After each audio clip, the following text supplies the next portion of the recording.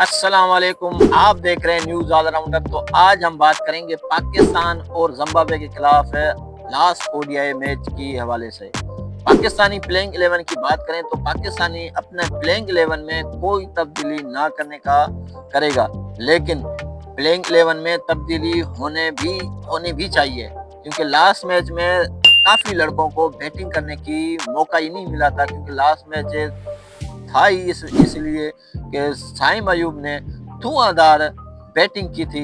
Zimbabwe के किसी भी बॉलर को एक विकेट तक महदूद नहीं लेने दी। साइम अयूब ने जबरदस्त बैटिंग करी, लाजवाब बैटिंग करी।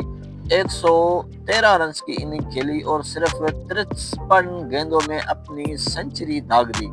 पाकिस्तान की ये तीसरी तेज तरीन सेंचुरी है। इससे पहले शाहिद अफरीदी ओडीआई क्रिकेट में 2 मरतबा, एक तो 37 बाल पे सेंचुरी दाग चुके थे, जो काफ़ी साल तक शाहिद अफरीदी के पास तेज तरीन सेंचुरी का रिकॉर्ड बनाने का एजाज भी पास था। उसके बाद फिर कोरी एंडरसन ने, फिर जो है ना एबी डिविलियर्स, डेविड मिलर, अभी तक जो 30 बालों में एबी डिविलियर्स के पास ओडीआई की तेज तरीन सेंचुरी भी है।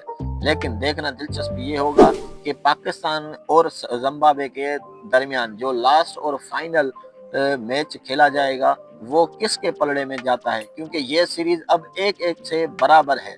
1-1 से बराबर है। अगर तीसरा मैच जिसी टीम ने भी जीता, सीरीज उसके नाम होगी। पाकिस्तान अगर ये सीरीज जीता है तो मोहम्मद रिजवान की ये दूसरी ओडीआई सीरीज होगी बतौर कप्तान जो विन करेंगे।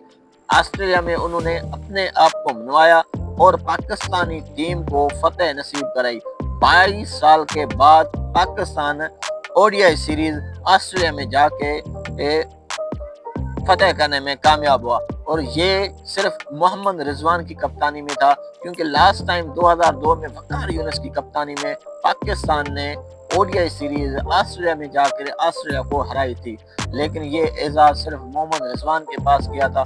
लेकिन अब देखना दिलचस्प ये होगा कि क्या मोहम्मद रिजवान एक बार फिर जिम्बाब्वे में अपने टीम को सुरखरू करते हैं या नहीं, ये तो वक्त ही बताएगा। लेकिन आपको ये वीडियो अच्छी लगी तो इस वीडियो को लाइक शेयर जरूर करें।